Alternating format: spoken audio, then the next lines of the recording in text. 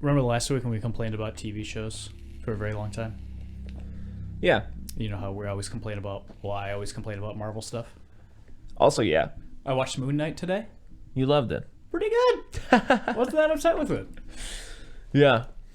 I'd be vaguely interested in it. I know little about the character, but what I have heard intrigues me. I've also heard people talking about it being a quote-unquote mess. That doesn't scare me, though, things being messy. It kind of is.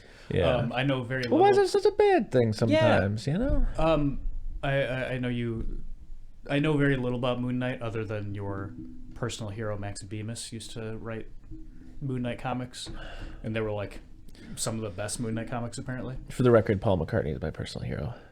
You don't have to lie to me, Chris. We're all friends here. But yeah, the show's good. From what I thought, Oscar Isaac plays Steven, I think his name is. Tyler? Steven Tyler. And he sleepwalks.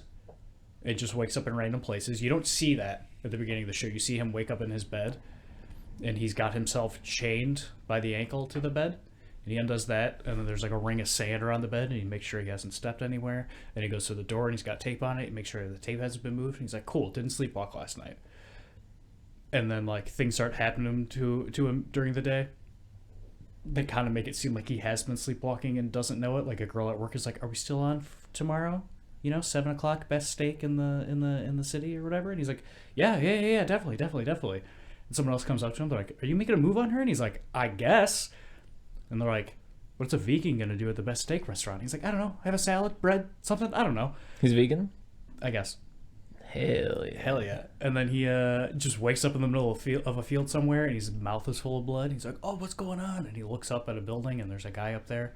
And people start shooting at him, and he's got to run and stuff like that. And there's just this big chase action scene. Yeah. But every time it starts to get actiony, he passes out and then wakes up after the action's done. Yeah. So there's no action in this first episode. Interesting. Basically, he just wakes up afterwards and he's got a gun in his hand. He's like, It's great. I love it. I think it was a lot of fun. Yeah. I think podcast rule number 1, though, is you're not allowed to just give a synopsis of another piece of media. Yeah, no, I was thinking about that in the middle of talking about it. We can cut that. It's we fine. can. Hey, how about we actually write out like a podcast rule board? That could be a fun little bit of prop. I feel like it could be very hurtful, but yeah, I think it'd be fun. Rule number 2, no more jokes about Nick's hair. Yeah, no, I like that. We can invest in a second whiteboard, I guess. Yeah. Yeah. Whiteboard this bitch out. I think our whiteboard's a little bit too small. Yeah, for sure.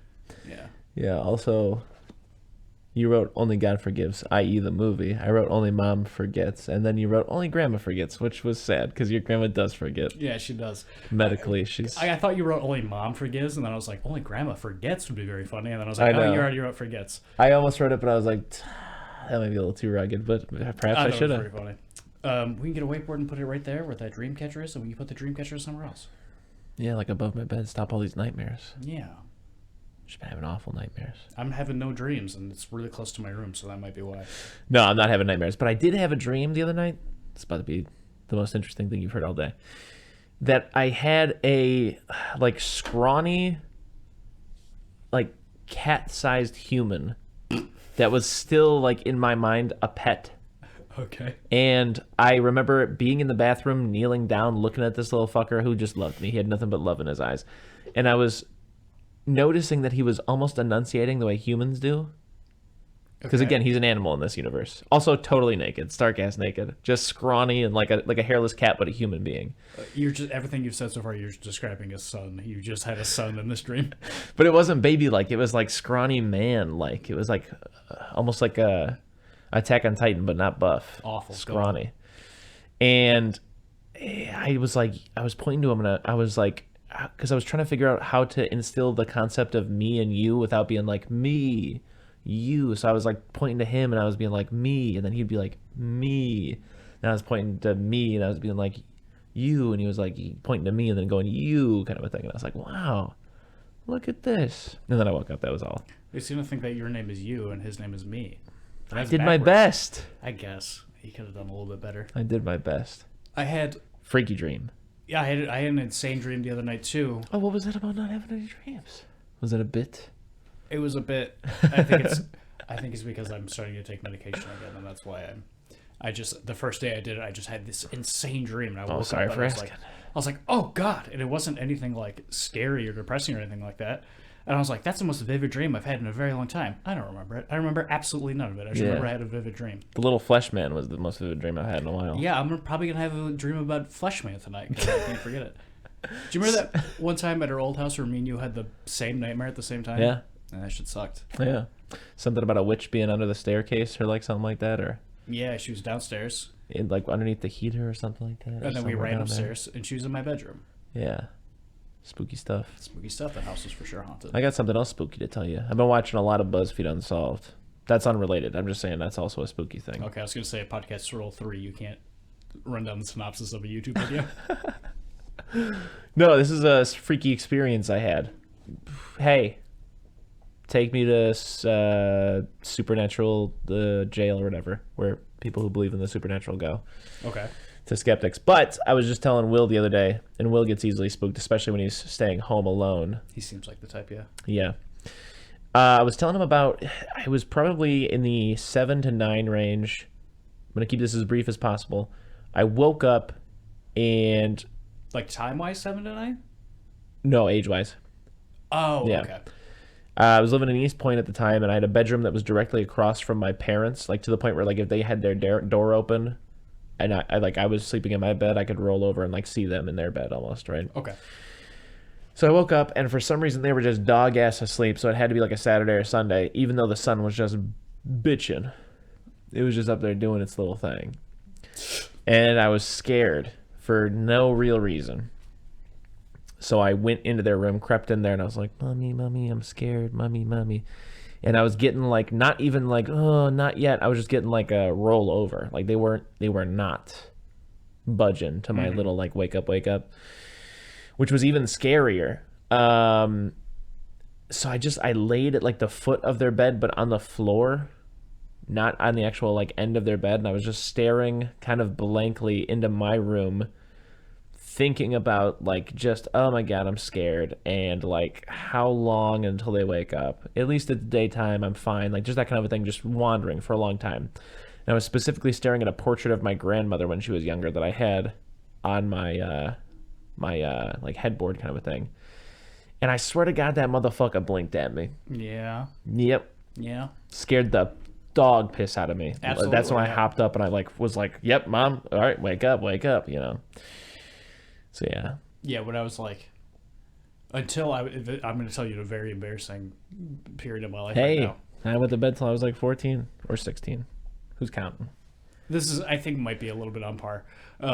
Until I was like 12, 13, I would wake up and be like, I'm just horrified for no reason. Same thing. And I'd go into my parents' room and be like, I'm going to sleep in here. And I'd bring a pillow with me into their room and just sleep on the ground Yeah. from like, I don't know, like midnight to 5 in the morning. And I'd get up and go back to my room. Turns out I was just having anxiety attacks, but still for the same thing. I was like, I'm just horrified out of nowhere. I feel like something's going to happen, but I don't know what it is. Maybe that's what you were going through. But yeah, I was doing it's one of those things we always talk about, like sometimes daytime can be just as scary. Yeah, man, definitely. You know, spooked the shit out of me. We just talked for 9 minutes, but I'm still going to do a cold open because last week I wrote down, next week Chris is going to have a really good joke because you said you would. So, whenever you're ready. Allow me ample time. I can gather one. I'm going to give you 60 seconds. Don't do that. Okay. Hang on. Oh, what the fuck is that joke? I actually have a joke somewhere. I know a joke. I do know a joke. Obviously, I don't know it. I assume I would like to have a couple in my back pocket. You know, like the way I feel like people just used to have some. You know, that were just like public domain that you could I've got some. You have jokes ready to rifle off. This is not an opportunity for you to do it. Oh, you don't want to hear one of my jokes? Yeah. What if is it going to be because might be better than your joke? Go ahead, do yours first. Oh, you just don't want to hear my joke? You shook your head no? Do you it just first. think it's going to be a bad joke? No, it's gonna be funnier. Do it first. So there's this guy, and he's in a bar, and he's there just all day long. He's just drinking, and he's drinking, and he's drinking. And after a while, he throws up just all over himself. It's just fucking everywhere. It's on the bar, it's on the floor, it's on his shirt, it's on his pants. And he starts crying, just sobbing. And the bartender comes up to him and goes, "What the fuck are you doing? What is the matter with you?" And the guy goes, "Oh, I'm a mess. I'm supposed to be home now. My wife is waiting for me. I told her I wouldn't go to the bar anymore. And look at me. What am I supposed to do? I'm supposed to go home to her like this?" And the bartender goes, "Do you have $20? And the guy goes, "Yeah." He goes, "All right, take that 20, put it in your shirt pocket. Go home to your wife. Say, hey, I ran into a friend from school. Took him to a bar, listened to his troubles. He's been down real bad. He got too drunk and he threw up on me. Gave me $20 for dry cleaning." The guy goes, "That's genius. Oh my God, thank you so much." So he runs home and he sees his wife, and his wife goes, "Where were you?" And he goes, "Oh, I met an old friend from school. He was down real bad. Told me his troubles. Took him to the bar. He got so drunk that he threw up on me. Gave me $20 for dry cleaning." And the wife goes, "There's $40 in your pocket." He goes, "Oh, he also shit my pants." That's good, yeah. You ready for mine? It better be better than the one I just gave you that got a nice respectful chuckle out of you.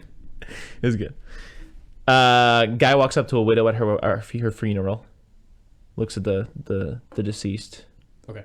looks at her, and he says, "Plethora." And she says, "That means a lot." that was better than my joke, yeah, for sure. Because it was half the time a much better punchline. Oh, that was great. Oh, jokes are good. Okay, I'll cross that one off the list. Do you want another one? Yes. Not joke, but like cold open. Okay, stop using the carpet from The Shining in things. Yeah. I was playing a video game the other day, Dead Rising 2. You're in a casino at one point. The carpet, it's a carpet from The Shining. I've played 1,000 video games where the carpet is the carpet from The Shining. I've seen 1,000 TV shows where the carpet is the carpet from The Shining. Yeah. At my work, I work at a skate shop, we sell skateboard wheels with the carpet from The Shining pattern on them. Yeah. Knock it off. Victorious? Yeah? One of those web comic, they're not comic, like clips that got uploaded to their social media in-universe website. Okay. Big Twin Peaks reference. Yeah? Yeah. It's also Ariana Grande. It's just like some smooth, like, doom, doom, like playing in the background, and her saying something like, "I like to talk backwards" or something. Then it starts playing her dialogue in reverse, kind of a thing, just the same way that would happen in the White Lodge or the Black Lodge, you know. So Okay, I get yeah, that. I can't remember exactly what happens. I'm sure it's some other stuff, but there you go. It's a little fun fact for you. But the reason why I thought about that, because I was like, I immediately thought, yeah, you know what? I see the Twin Peaks floor and curtain combo all over the place. They got an Animal Crossing. They got in Gravity Falls. Victorious is making a reference. Yeah, it sucks. End of list. It just feels like the laziest reference of all time.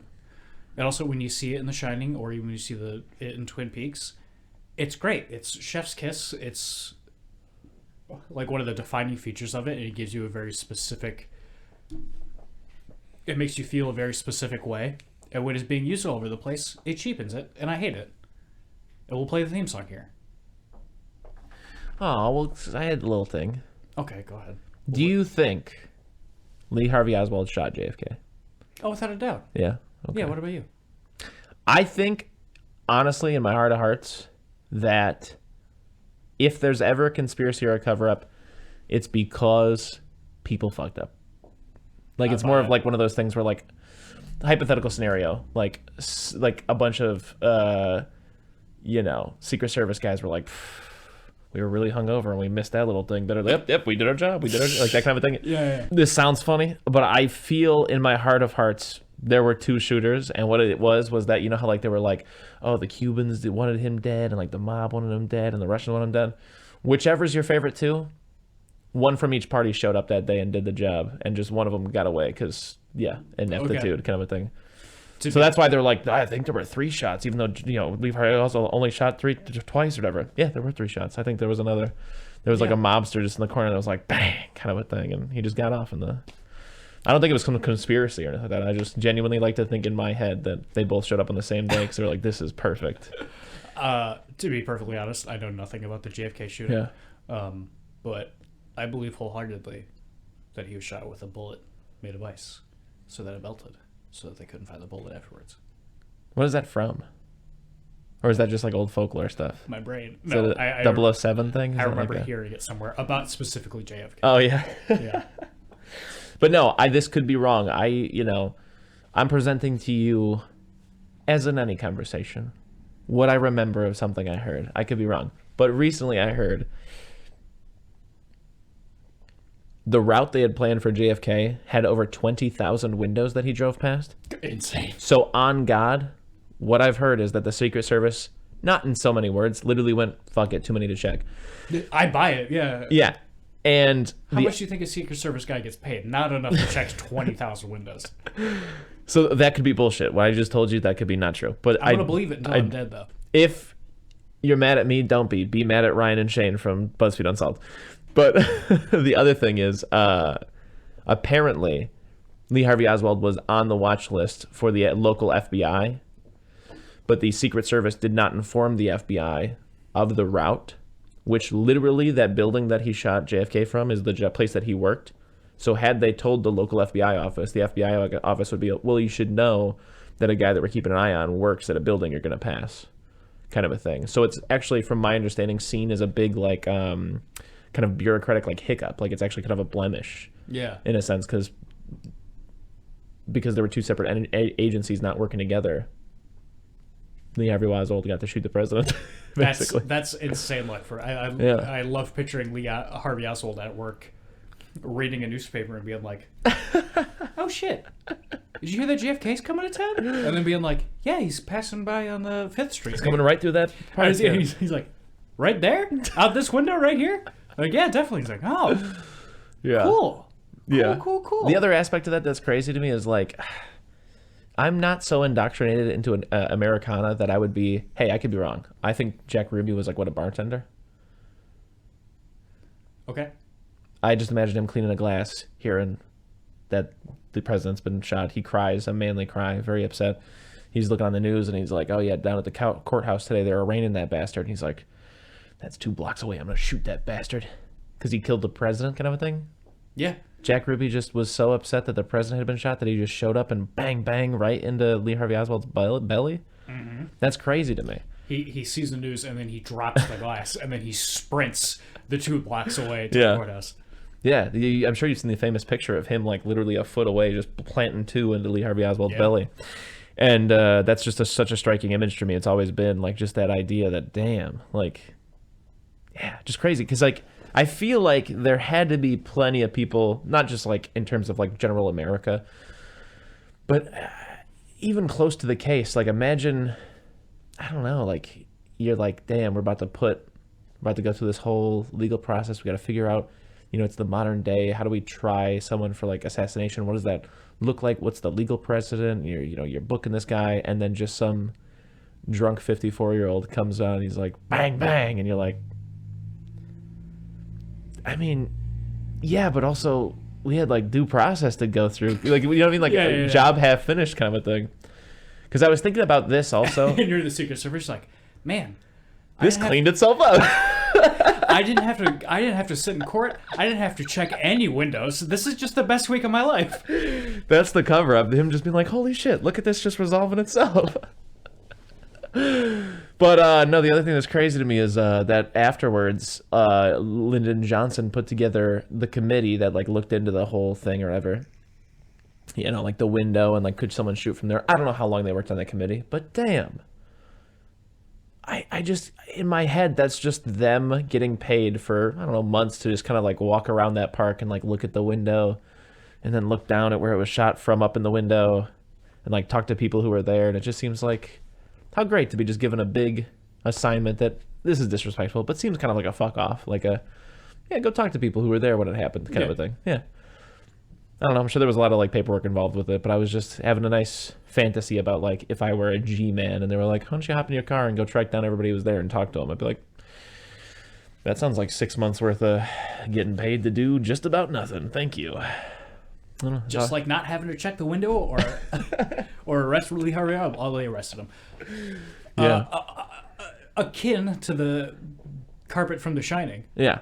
Oh, yeah. Sorry, I really bogarted your thing. No, you're fine. Stop making a reveal in your movie that your character from the 50s Yeah. is the one that shot JFK. I feel like I've seen that 100 times, and I hate it every time it happens. Yeah. All right, play the theme song here. Okay. 20 minutes in.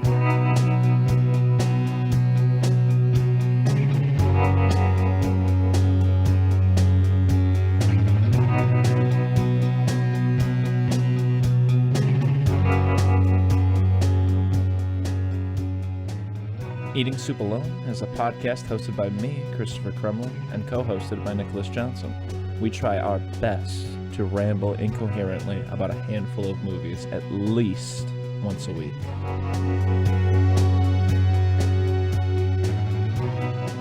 Which one we're talking about first?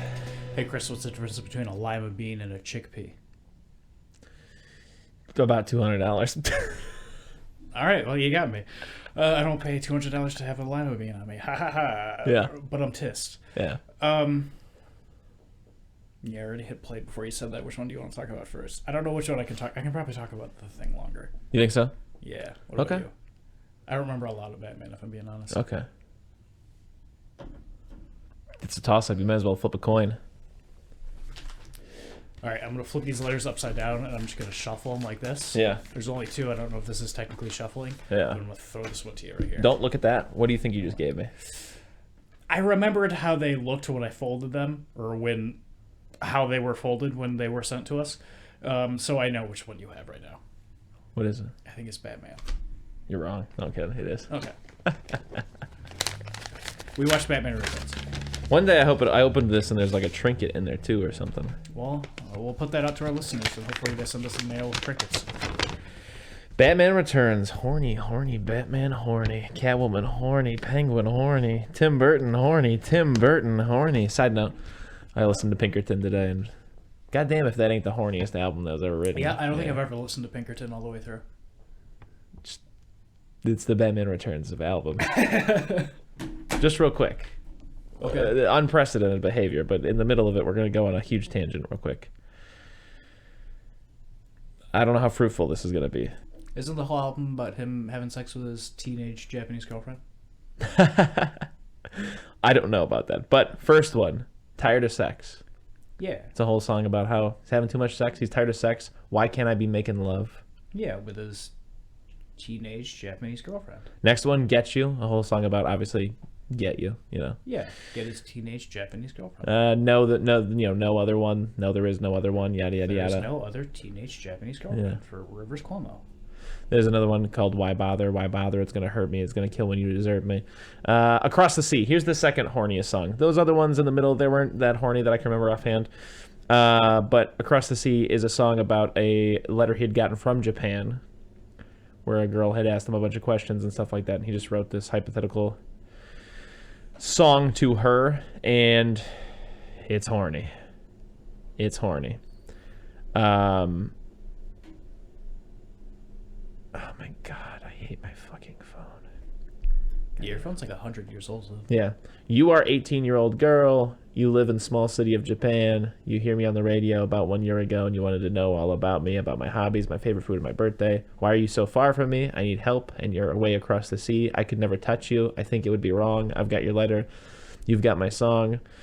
They don't make stationery like this where I'm from, so fragile, so refined. So I sniff and lick your envelope and fall to pieces every time. I wonder what clothes you wear to school. I wonder how you decorate your room. I wonder how you touch yourself and curse myself for being across the sea. Just stuff like that. So I was right. Also, this is unprecedented. I don't know what to do about this. There's a cat on me. The Good Life, maybe the least horny song, but I could look through the lyrics and I'm sure I could find one. But it's just, got to get back to the good life, yada, yada, yada. There's the one called Pink Triangle, which is famously about him falling in love with a girl who ended up being a lesbian. There's a line where he says, everyone's a little queer. I just wish that she could be a little straight. Fallen for You, obvious. Butterfly, I don't remember offhand. El Scorcho, though, real quick. I want to talk about that one. That's the one that starts with a goddamn you half Japanese girls do it to me every time. So I was right? Yeah. Yeah, okay. Cool. But that one has a very fun lyric in it. Also, horniest album. Really listen to it. It's horny. I probably won't.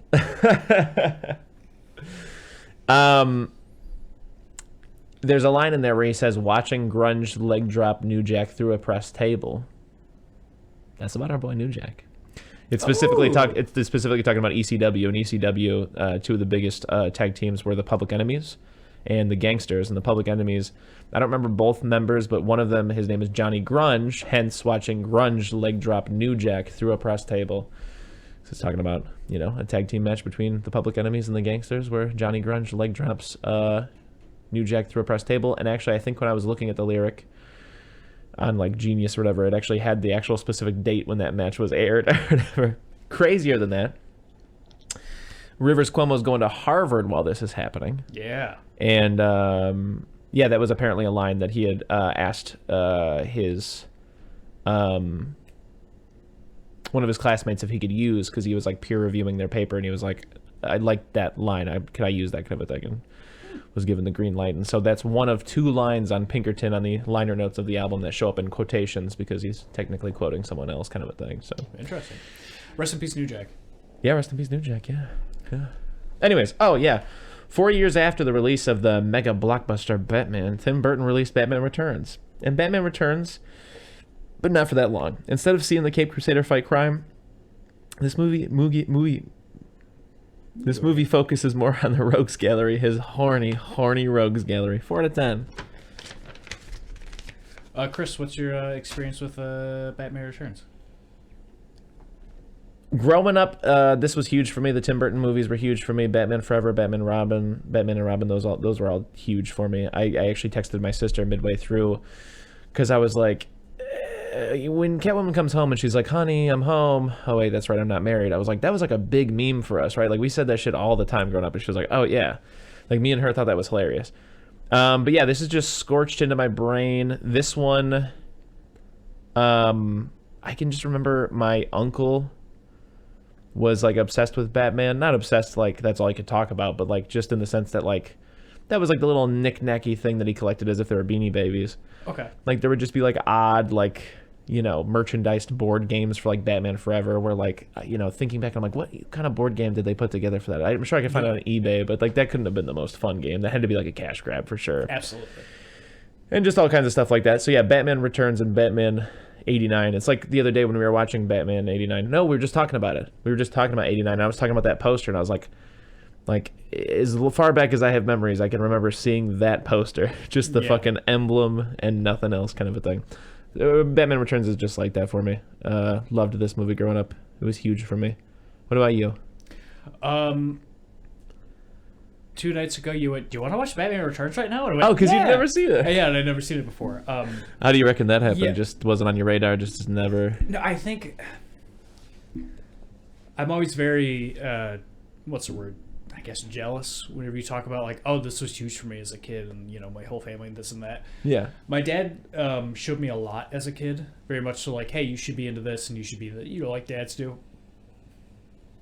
But he just dropped the ball on movies. Just never talked to me about movies at all. Yeah. And now likes to mock me about that. Goes whenever I say a movie that I like in front of someone, he goes, "Yeah, I forgot to tell him about movies, so he likes really pretentious stuff." My dad doesn't sound anything like that. And so yeah, my history with like these older Batman movies were I caught them when they were on TV. I went to Six Flags once and saw the cool live Batman show. That was fun. And then just as the years went on, I eventually watched the '89 Batman. Thought it was fine. Watched it again a little bit older. Thought it was pretty good. Odd piece of media. Yeah. Fascinating piece of media. We'll talk about that one day, perhaps. Yeah. I always I have very vivid memories of Batman Forever, I believe. The one with George Clooney. I don't know that's which Batman is and which. Robin. No, because I think Batman Forever is number 3. Yeah, because Batman I and think Robin that was a is name 4. that had already been decided upon before it started getting reworked and Yeah. stuff and all that. So yeah, Batman Forever. I think that was something Tim Burton even might have come up with. So yeah, Batman Forever first. So that would be George Clooney, and then Val Kilmer came in. Nope, opposite. Opposite. So the first one was Val Kilmer, and then it's Batman and Batman Robin. and It's George Clooney. So George Clooney is the one that has Iceman, Plant Lady, Big Muscle Guy. Yeah, the whole Classics. gang's there. I remember the Hollywood Video by my house. Our Blockbuster basically had just like floor-to-ceiling size posters, like a wall instead of wallpaper would be just like a very close-up picture of movie poster. And one of them was Batman Forever. I remember seeing that all the time. They also had one of The Mask, like Jim Carrey's The Mask, where he's got the hat over his eyes. And you That was see the big huge for me smile. too, growing up. And it scared the shit out of me. So every time we went to that family video, I would walk with my back to that wall so I wouldn't have to see it because I was a little boy. Yeah. And then growing up, like on the playground and stuff like that, when we would play superheroes or whatever, I would always be Robin because I wore this jacket that was this big puffy winter jacket that was black, but the top was red and it looked like Robin's costume to me in that movie. I was like, Yeah. I'm a Robin. Yeah. Who is not in this movie that we're talking about. Is it Chris O'Connell? Sure, maybe. Is that his name or Chris something like that? O'Donnell? It was Donald? Yeah, Donald. Something like that. Anyway, I saw it for the first time like 2 days ago. Yeah. Yeah. Well, we'll get into that in a second. I'm going to start here and just say I had not watched it fully in just years until we just watched it the other day. And for some reason in my head, I always thought that it was perhaps the superior film. Yeah. Boy, I don't think that now. No, not at all. I hear Yeah. some people say that, and I think that's just blasphemy. This movie is Yeah. not, No. not the best. No. Primarily a Tim Burton outing. Yeah. Barely glued together Batman. Yeah, 89 feels like Tim Burton's Batman. Yeah. This feels like a Tim Burton movie that has Batman in it. Yeah.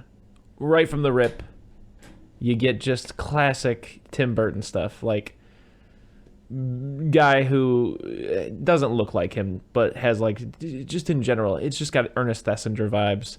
The wife and him, and he's smoking a cigarette, and they're having martinis looking out a window. They have a little baby. It's just in a fucked up, like, Tim Burton cage. Great, yeah. Eats a cat, and they decide, we're flushing this tonight. So they go to the park, and this is why I bring this all up beat for beat, because there's like a point, like classic Tim Burton, where just like a normal couple walks past the weird couple. He loves that thing about just like juxtaposing, like, oh, they're the weirds against like those are the normies, you know. And yeah, they chuck that bitch down, and legitimately gets raised by penguins. It's the saddest thing, one of the saddest things I've ever seen in a movie, because like the opening credits are the what's the word? I want to say casket, but what's the thing you put a baby in? Stroller. Bassinet? This basket? Yeah. Bassinet? I don't know. The thing you put a baby in. Yeah. Just that floating through the sewers. Oh yeah. While the opening credits go. And just, at first I was like, okay, but it goes on for a while. And after seeing it for a while, I was like, oh, this is the saddest thing maybe I've ever seen. I will say I love Batman during winter. Snowy Batman is good. Yeah. It is good. I think a lot of this movie still looks all right. Looks pretty good. Yeah, we were talking about it a little bit while we were watching it. Like a kind of gross, dark, for lack of a better term, Tim Burton Christmas is my ideal Christmas. It's pretty good. Yeah. This movie also, one of the few strengths it has, in my opinion, is like this is basically what would end up being some of the most successful episodes of the animated series, which has been coined, I don't know if it was just by a YouTube reviewer that I watched one time, but I've always heard the villain reformed story, i.e. there are just episodes of the animated series where Poison Ivy, Two-Face, I think even the Penguin, start of the story is that they're released from prison or whatever it is. Batman's like, you're up to weird stuff, and they're like, honest, I'm going straight. And depending on the episode, either they are going straight or they're just concealing that they're going straight, and by the end of it, either things don't go their way, so they revert back to being evil, or they were being evil the whole time, and Batman finally figures it out. They end up back in jail. That's kind of the Penguin's arc in this. I mean, he goes up... it is basically, yeah, because he goes up under a ruse, but he tries to play it off like, I just want to find my family, right? And so that's the biggest thing, is that I think that coupled with the wintertime Batman, one of the episodes I feel like I saw it too many times growing up with the animated series is there's an episode where, like, Christmas night, the Joker's doing some fucked up shit, and Batman and Robin have to drive around while it's snowing and figure out how to stop the Joker. So it just gives me big animated series vibes. Other than that, this movie is too horny. Yeah, and to like be very specific about it, it's not sexy ever. No. It's just horny in the worst way. Yeah. Like every... Which honestly kind of almost becomes charming, because it's like I feel like just because it's not sexy, but I feel like I just feel like Tim Burton's intentionally just being gross. And in that sense, it feels almost like the way you enjoy a bad movie for being fun, kind of a thing.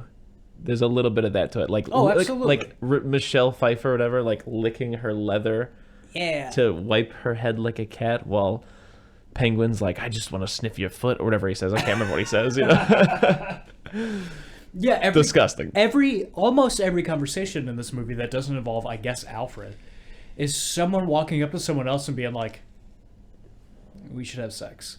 And the other person being like, no, and then being like, yeah, all of it's innuendos. Like, yeah, but we should sex. And they're like, no, thank you. And they go, okay. Well, I know Batman's going to be here at this time, but we should stop him. And the other person goes, okay, we should have sex. And then the other person goes, no, let's just go get Batman.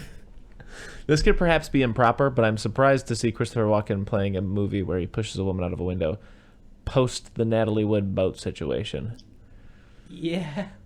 Yeah. Was that, I don't know if it was it big at the time? I think it was pretty big. Natalie Wood was big, and she was married to, I can't remember what his name was. But was Christopher Walken's involvement big at the time? He was on the boat, and people said that they perhaps had a bit of a love triangle going on.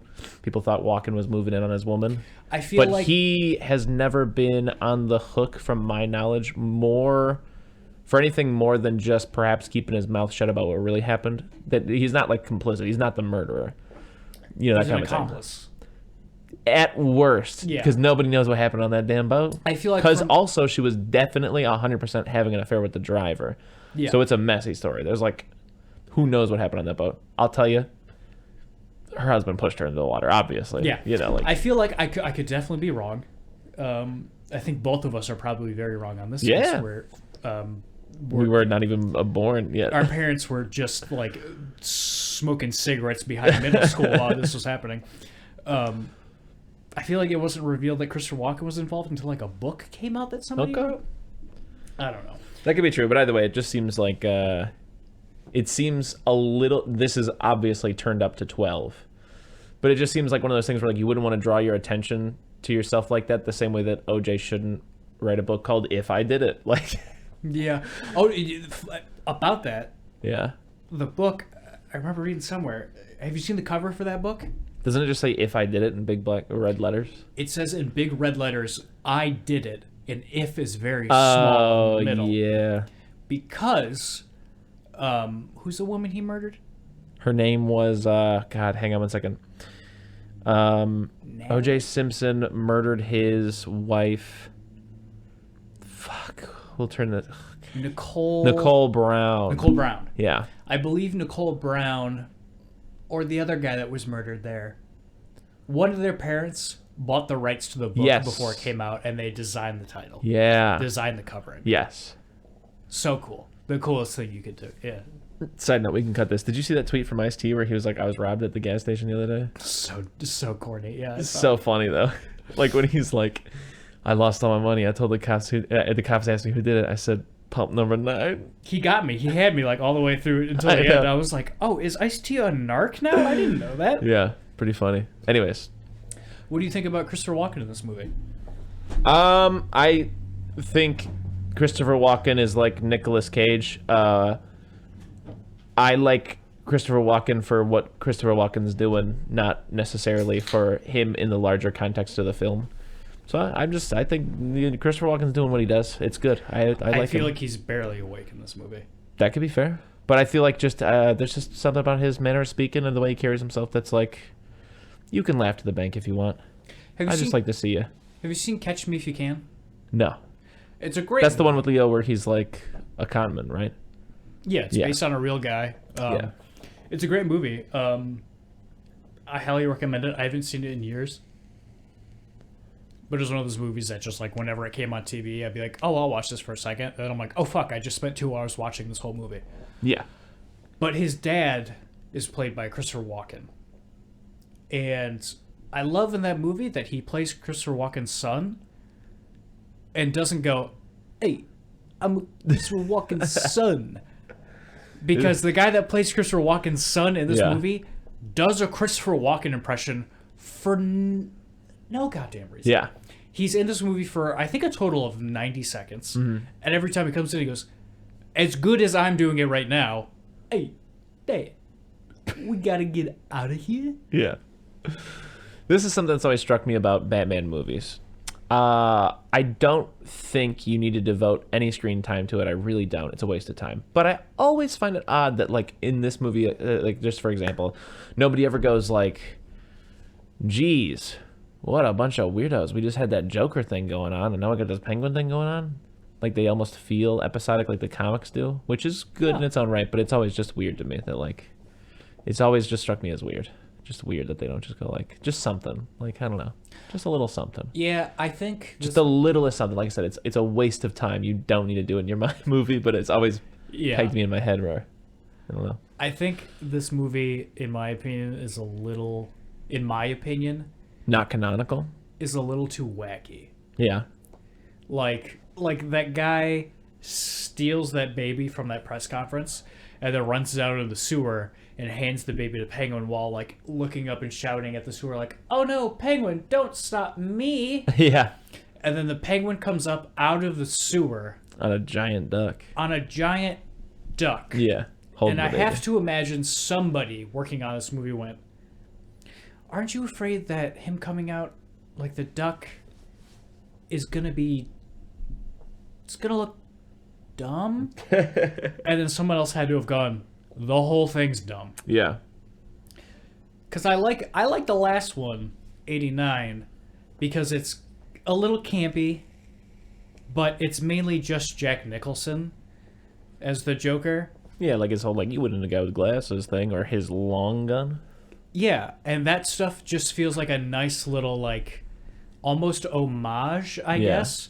There's still some panache to it. It still seems like a swagged out thing for him to be like, I need a revolver, but the longest one you sell. That's it. That's absolutely it, more than what I'm saying. It just feels like because it feels like it comes out of nowhere. Yeah. And it's like, oh, that's so good. Yeah. But in this, the Penguin is just always riding on a big mechanical duck boat. Yeah. Or is surrounded by an army of just Tim Burton-ites. penguins. Like, his goons are odd to me.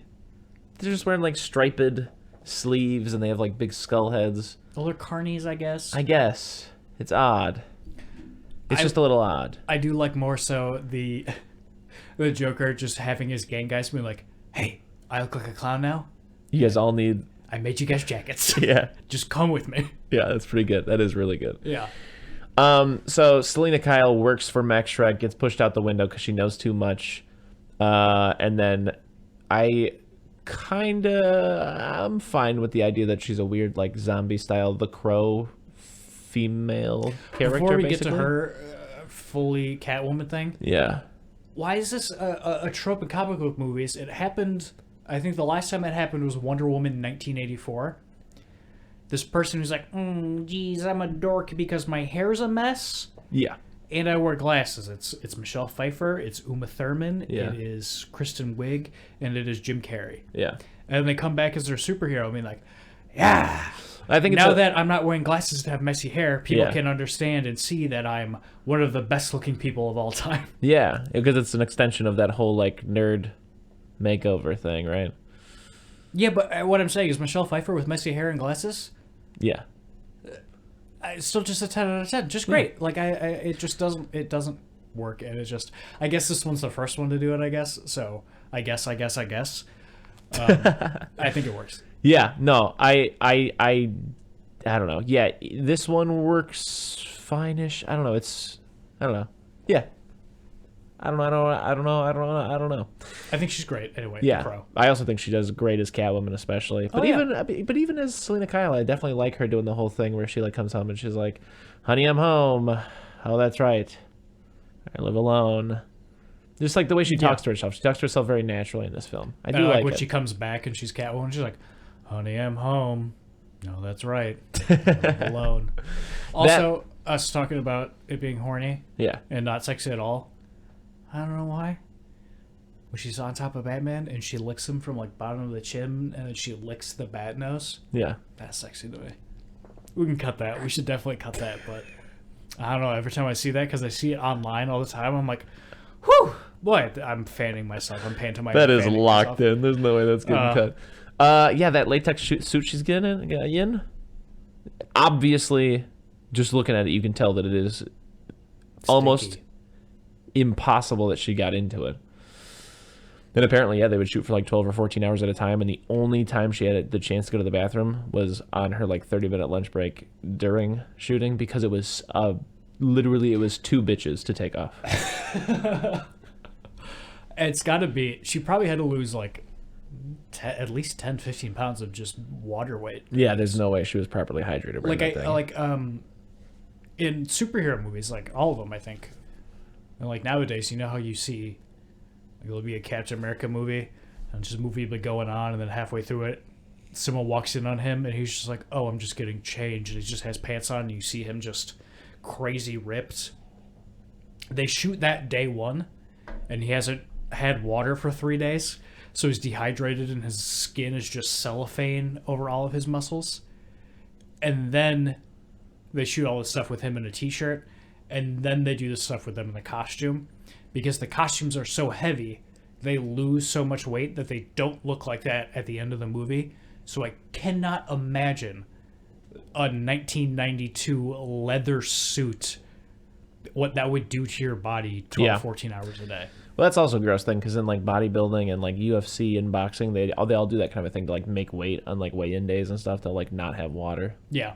Just like all day for like, like 2 days straight kind of a thing. Could you imagine being huge? Disgusting. Yeah, awful. I hate the idea of being that dehydrated. Yeah. Like, what do you have an IV after that before you fight later tonight? Yeah. Like, that's crazy. Could you imagine being Hugh Jackman? That guy never gets a costume. He's just in a tank top the entire time, that poor guy. But yeah, so how do you feel about Danny DeVito as the Penguin? Oh, I love it. Just point blank period, yeah? Point blank period. I love it. Yeah. It's not Jack Nicholson levels. Yeah. But also it's not like a role that could be bodied the same way. Yeah. You know what I mean? Yeah. Like, I feel like the Penguin has a lower ceiling on how good that can be in terms of like classic cinema, like that kind of a thing. Yeah, and by lower ceiling, literally he's 4'11". I love him just walking around in his like white little like onesie, or his like long johns, I guess. But I feel like it comes. I feel like it's like what we were talking about with the bad guys in the Spider-Man movies, the Sam Raimi ones. Just Danny DeVito gets it more than anybody in this movie. I keep wanting to say, even sharks need water. Yeah. He's just great. Like, but he is too wacky. But like, if you take just his scenes by themselves, just the tone of what he's doing and what's happening is just great. And then nothing in the movie, I feel like, is at that level that he is. So it feels a little disconnected. But for what he's doing and what I think he thinks he's supposed to be doing, 10 out of 10 is great. Yeah. I totally forgot. He bites a guy's nose off and then runs for mayor and almost wins. I forgot Burgess Meredith plays the Penguin in the 1966 Batman. Yeah. It's crazy. I always forget that too. He did that. Rocky. And he's also in The Twilight Zone, some of the most famous episodes. And also in Rocky. And I'm sure there's a bunch of other stuff from him being a 100-year-old man that I am not thinking of. But Chris. What? Can we watch Rocky soon? Yeah. I love Rocky. The Rocky's good. I remember looking up some Rocky stuff. I think I was like drawing, and I wanted to draw like a boxer, so I was like, I'm just gonna look up Rocky stuff, and I found a picture, and it led me to a Tumblr that was like a Burgess Meredith Tumblr fan account. I was like, this is insane. There used to be, so on Reddit, the subreddit for user-based porn is Gone Wild. But then there used to be another subreddit called Gone Wilder, and it was just pictures of Gene Wilder. That's very funny. Yeah.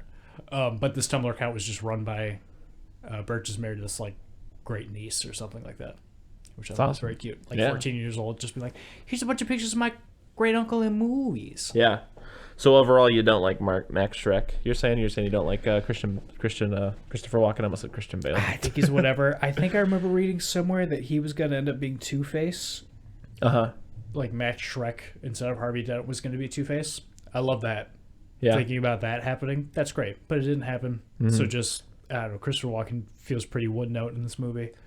I think he's fine. Oh, that was something else that was crazy. One of the forerunners for Tim Burton's Two-Face, our boy, Matthew Lillard? Brad Dourif. Oh, really? Wouldn't that be crazy? That would have been great. Yeah. Also, you know what else I think would have been great? I think I've told you this before. Robin was supposed to be in this movie. Uh-huh. He's supposed to be one of the Wayans brothers, right? One of the Wayans Marlon brothers. Wayans? Yeah. And at the last minute, they decided against it. Still got paid for it. Yeah. And he still gets royalties for whenever this movie gets played somewhere because he had signed all of his contracts and everything. Respect. Yeah. He's not checking 20,000 windows is what's happening. And like they released like action figures and stuff like this of this movie, and there were Robin ones. Yeah. And there were white guys. Yeah. But if you look at it, it is a sculpt of I think Marlon Wayans. Yeah. It's great. That reminds me of like when WWE bought WCW from like the Turner Company or whatever they were called at the time. And all the big names like Kevin Nash, Hulk Hogan, Scott Steiner, all those kind of things, they had 2 or 3 year contracts, so they were like guaranteed $1 million or $2 million per year or whatever it was, right? That were still just going to run out of the Turner pocket. Mm-hmm. And Vince McMahon was like, hey, I'll give you a half of that to go back to wrestling. And collectively, the biggest stars of WCW, like Hulk Hogan, Kevin Nash, Scott Hall, all those guys were like, nope. No, we're going to sit at home for 3 years and watch TV and get paid $2 million a year. That's so dope. Oh, Yeah. That's so cool. Oh, yeah. So anyways, Max Schreck, I do like a lot Penguin having this master plan. I think that works great. I love... It's not like a great like whodunit or like anything like that, but the whole time you're like, what's this guy up to? Because there's like that scene where he's like looking at all the babies' birth certificates, and you're like, what the fuck is this guy doing? What's this little freak doing? Because at first you think like, what is he looking for, like some flippers so he can like... Is he looking for like his birth certificate kind of a thing? But he's not. You don't find out until the end of the movie that his like, you know, A-bomb, that like if things don't go his way, is just he's gonna kidnap the firstborn son of all of the wealthy of like Gotham's wealthy elite and then kill them. And that's a great plan, especially for the character they've set up with the Penguin. I love that. And I also love that he starts out by like muscling Max Schreck or whatever by being like, hey, a lot of dumpage going on down here. I have a thermos full of toxic waste that you've dumped. And then him being like, that could have been anybody. And he's like, how about this foot that used to belong to your business partner that you killed? Like, and then he has that line where he's like, you flushed your dirty secrets down to me, or whatever he says. I can't remember exactly what he says, but I like that stuff. I like him. I like it's cartoony, it's wacky, it is, but I did like that. I do love it. I might have just been watching it wrong, but I also did get the impression that he wanted to be mayor or something like that, and then when that went wrong, he went, fuck it, firstborn sons. I'm gonna kidnap the firstborn sons. What the fuck else is going on in this? He drives a little Batmobile to control the real Batmobile. Yeah. Oh, wow. You know, yeah, I forgot about that. It's a coin-operated little guy. Yeah, like you see it at a grocery store. Yeah, that was insane. That felt... He had to get somebody to make that. That felt very odd. It was a very odd scene. It almost seemed like something like that the clown would do in Spawn, like the Spawn movie. With, Yeah, like, it does. It really does. It's a really weird scene. We can watch Rocky with Spawn. That'd be sick. Awesome. Yeah, that was odd. But ultimately, what I'm getting at is I feel like we've already covered pretty much the bones of what's going on. There's some scene-to-scene stuff that we can definitely delve into. But that's crazy that the rest of it kind of boils down to just two characters doing a will they, won't they about sex, where each of them flip their position on whether or not they will, like from just line of dialogue to line of dialogue. Yeah, how do Catwoman and Penguin link up at a certain point? Then they have some sex dialogue. It's just black leather horny the whole time. Oh yeah, I do really like. I'm gonna say things I like about this movie. Okay. I love when it starts out a little funny. Bruce Wayne is sitting in a dark room with his head in his hand on his chin, just thinking, and then the bat signal goes off, and it bounces off a bunch of mirrors. Yeah. That shoot directly into Wayne Manor. It's like, oh, all of that was awful. Yeah, the mirror thing is very Tim Burton. And then it shines right into the room, and he stands up and looks at it, and it's just this beautiful shot of Michael Keaton with the bat signal. And then it cuts to like a big wide shot of the whole room of him standing there bathed in the light. Yeah. Chef's kiss, so good. One of the best Batman things I've ever seen. Also, one of the things that I like about this Batman movie, I will say, is much like the newest Batman, I just love when the big bad guy is just a bad business dude. Yeah, that's great. I love that his whole plan is to just siphon energy from Gotham and then basically sell it back to him when it's time to do so. This Batman kills people. Oh my god, he sets people on fire. In torturous ways, very torturous ways. Because there's that other guy that, like, he just throws dynamite at and the guy goes boom. Yeah, I forgot about that. Yeah, he explodes a man with a bomb. Yeah. Yeah, like I definitely get the criticism, but a lot of people criticize the Snyder Batman for straight up killing people. This one is 100 times worse. Yeah, because it's not even like... God, like, I don't know, just like... I'm not going to split hairs here, but like I feel like just shooting a guy would be less cruel than lighting him on fire and letting him run around until he finally burns to death. Or blowing him up with a bomb. Yeah. I really enjoy... There's that scene where they're up on the roof. It's right after she licks the mask. And I don't know, it's cheesy when it happens here, but there's mistletoe. And Batman, for some reason, I think says mistletoe can be deadly if you eat it. And she goes, a kiss can be even deadlier if you mean it. Mm-hmm. That's whatever, that's cheesy. And then they're at the masquerade party. Yeah, I love that. And they're both there, and they're the only two people not wearing masks. Mm-hmm. But, Chris, it's because yeah, those are the masks. When you say it out loud, it's less cool, but I do like that. Chris, those are the masks, visually, man, you know? You say it out loud and it ruins it. And then they start dancing together, and they're like next to a mistletoe, and she goes, mistletoe could be deadly if you eat it. And he just like instinctively goes, and a kiss could be even deadlier if you mean it. And then they both slowly turn to each other, basically. And they're like, it's great. I think literally Bruce Wayne says, let's do this outside. Yeah, I think she says something like, does that mean we have to fight now?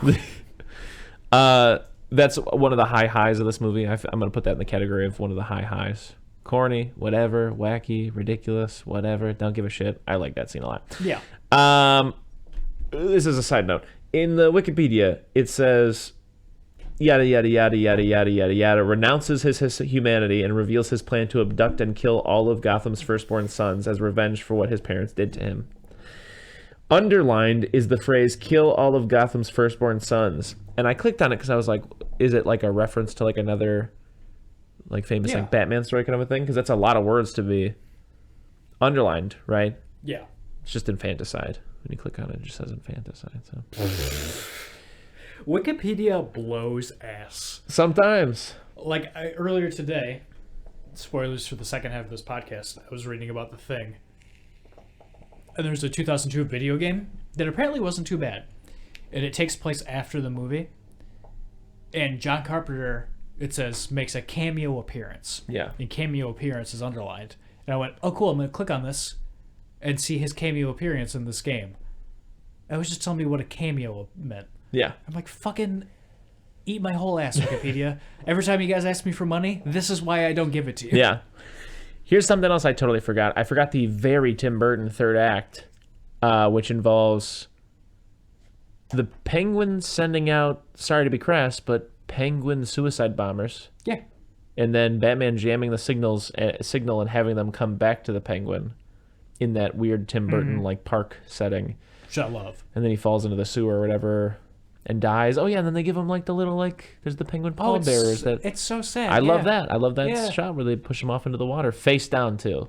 Perfect that it's face down. Yeah, when this movie is at its least horny and most Tim Burton, I absolutely love it. It's so good. Like just again, it's what we always say about 89, but I feel like maybe even a little bit more in this one. Gotham looks so good. Gotham does look just great. That zoo amusement park thing. Great. But as I was saying the other day, it wasn't to you, I was talking to someone else about like one of the things I love about the 89 Batman's opening is that it's a homage to Batman's parents getting murdered, but it's actually just like a guy like fumbling with the map. There's just 100 people on this soundstage set. And they're bustling through, like there's taxis everywhere, and they go into that alley, and the guy sticks them up, and they steal from him, or whatever. And it's kind of a bait and switch because you're expecting it to be the origin story, but instead they just get robbed, and the guys get left away. Yeah, that's great. But yeah, this one looks much more. I mean, it's literally because it's set during winter, but it's more black and white and less like I don't know. It's kind of interesting because Batman kind of follows that pattern. I'm kind of noticing. I mean, well, it remains to be seen because we haven't seen Matt Reeves' next film. But 89 Batman has more of a yellow thing to it, and then this one has more of like a bluish black-white kind of a thing. And then the Batman Begins has like a yellowish hue, and now this one, and then Dark Knight has like a blue kind of thing to it, and then the Matt Reeves thing has more of like a reddish kind of whatever. Yeah, in my mind, 89 has like a bluish purple. Yeah. Interesting. But it's been a while since I've seen it, so you could be right. Yeah. But anyways, we'll talk about 89 someday. There's also the aspect of the Catwoman that goes back to the Crow thing we were saying earlier, where she like keeps doing that thing where she's like, cat has 9 lives, and then bang, she gets shot, and she's like, 8 now. Bang! 7. Like, I do like that. I like bang, that. Bang, she's bleeding out of the mouth. 5. Yeah. And then that kind of wraps it up. I mean, I don't know what to say other than like this movie's a mess, and I know I just said that thing about Moon Knight and how being a mess isn't necessarily a bad thing. And I'm not going to say that it's a bad thing for this thing, because when it's good, it's good. It's just that so much of it is kind of whatever. Like all the horny stuff is fun. I don't really know how to wrap this thing up. It's kind of me contradicting what I just said about the Moon Knight thing. It's kind of a mess. It's a mess, but in a way that makes it kind of fun, yeah. But kind of forgettable for me. Yeah, kind of forgettable. It's definitely not as. That's the thing, is like there are memorable moments, but there's also just a lot that just kind of comes and goes. Like, for example, as over the top and as memorable as it sounds like it should be with that third act, I totally forgot about the Penguin suicide bombers and then them coming back to the Tim Burton Park and all that kind of stuff. Like, in my head, maybe it does still. Oh, it does still do this. Yeah, it ends. What's for some reason more memorable to me is the Max Schreck Catwoman confrontation. Yeah. But like, I remember there's all that stuff where they kidnap the princess of Gotham. Not really, but that's kind of ringing a bell. Yeah, they swap her out so that they can push her off the building. Frame Batman. Yeah. It's very strange. Which is classic Batman stuff, but also it just happened. It wasn't like I felt like that got dropped because usually when you're doing a Batman story and that happens, then now Gotham is also after Batman, but they never do the Gotham is also after Batman thing. And he controls the Batmobile and tries to run people over so people think Batman did it. And then they just kind of immediately forget about it. Yeah. A fun theory that I've heard, it's, again, a theory that holds no water. It's not actually what anybody was doing, but I guess it makes the next ones more fun, is if you imagine in this one, he stops being Batman and everybody knows that Bruce Wayne is Batman. And so Batman and Robin and Batman Forever are movies set in this universe. Oh, that is fun. Yeah. That is fun. So yeah, ultimately this thing for me, I'm probably giving it 6 range, but more of a C. I'm gonna give this a D+. Yeah, I was thinking C-, but I was also thinking perhaps I abandoned the plus and minus thing and just condensed the list into just A, B, C, D, E, F. Why? I don't know. It just seems like it gets so hairy, C-, C, C+, D+. I don't know. But who knows? C-. It's a C-. I like pretending I'm a teacher and whatever you get is the letter. And then if I feel a certain way about it, you'll get a little extra, a little less. Sting you with the D-. But yeah. I want to give this a D, but there's things I like about it, so D+. There you go. Yeah. Yeah. Yeah. So should I have gone C+ then? It's up to you. You're the teacher. Yeah. I don't know. Batman looks good. Penguin arc is good. Catwoman arc is good. Max Schreck is good. It's just almost scene to scene, it's so mucked up and just some weird shit. But that's not a bad thing. I don't know. That's the thing. It's not that it's just messy or just weird. I guess just some of it ends up falling flat, which is almost... I think there's almost... This feels bad to say too, because also I've praised other things for this, but I think the problem might have been... How would you feel if I said I feel like the problem might have been that it almost was like Tim Burton had too much control? I feel like maybe some of the Tim Burton stuff could have been toned down. Like the duck thing. The duck thing had to be a Tim Burton thing, like with a duck. Absolutely. Yeah. I don't know. I feel like he had a lot. I feel like he probably had a lot of control on '89, and then with this one, he pulled a Rob Zombie's Halloween 2. It was like, I'm just gonna get weird with it. Yeah, for better or worse. For worse, I'd say. For worse overall, but there were some times where it was definitely better. Not better than '89, but maybe sometimes it was as good. Like I feel like the Selena Kyle reveal where they both realize each other in the ballroom. Great, yeah. That's '89 level. I don't know. I just feel like '89 in my memory is, especially with Jack Nicholson Joker, you know, he was that mobster, and then he got fucked over, and he's like, I'm just gonna fucking kind of fuck everyone else over and wreak havoc and just take control. And This Batman's town needs an enema.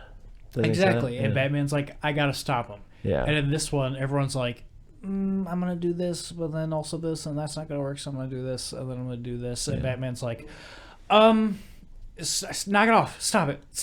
And then they're like, oh, we gotta kill Batman. And Batman kind of shows up here and there. There's not a lot of Batman in this movie. Maybe that's my big problem with it. Yeah, I will say, aside from the infanticide, because this feels like an odd thing to say about infanticide, but it feels like the stakes are a lot lower than the first one, which is odd, because usually Batman flips that. Usually the first one's lower stakes than the second one is. I'm saying usually as if I'm not talking about just The Dark Knight. Yeah. Whatever, let's fucking wrap it up with this movie. I like it overall, but it's definitely not like...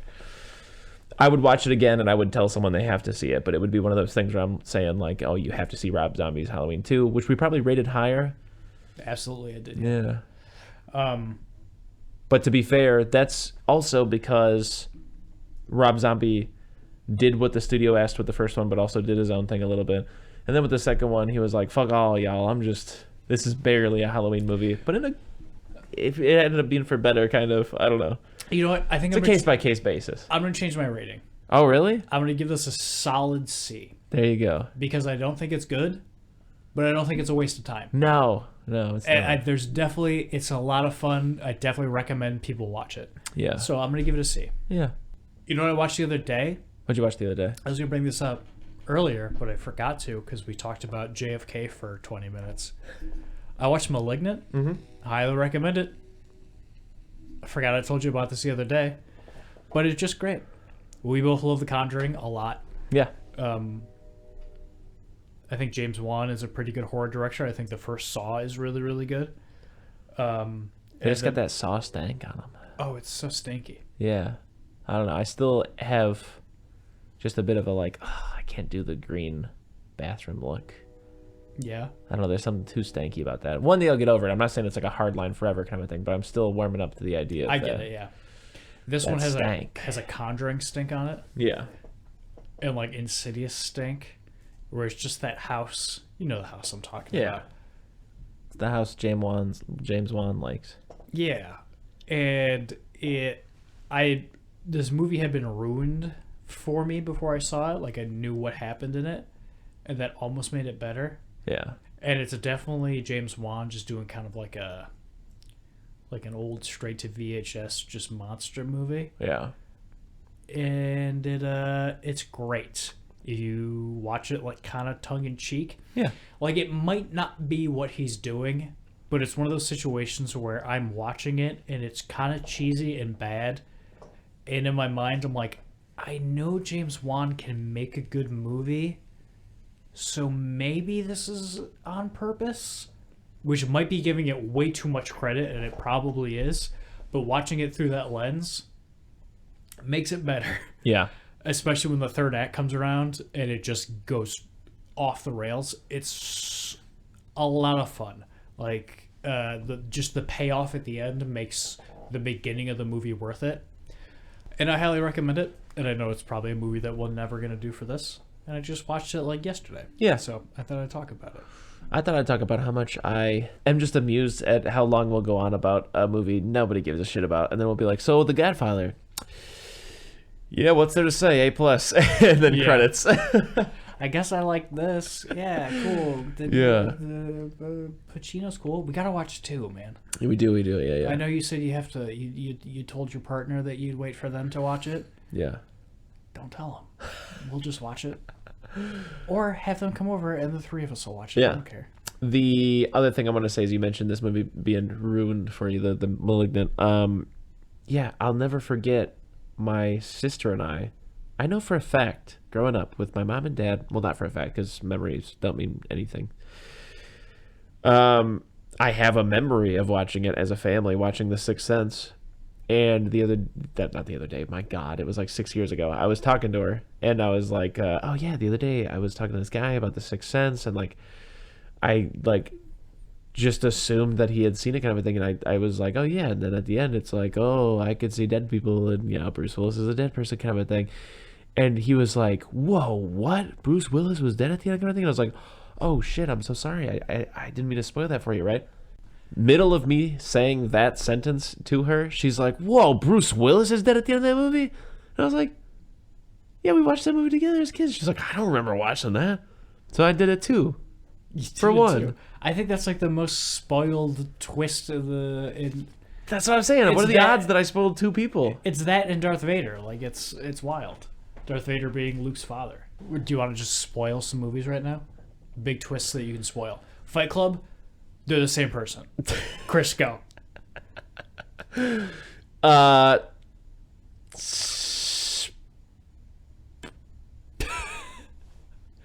Chris hasn't seen a lot of movies. Kung Fu Panda. He's actually a panda. Oh, there's that thing where he says like, he's not the goose's real son. Yesterday's a lesson, tomorrow never knows, but today is a gift. That's why they call it the present, or something like that. In the Village is actually modern times.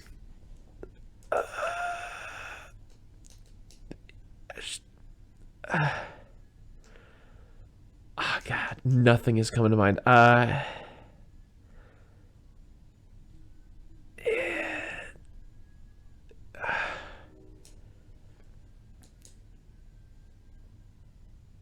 Home is where you make it.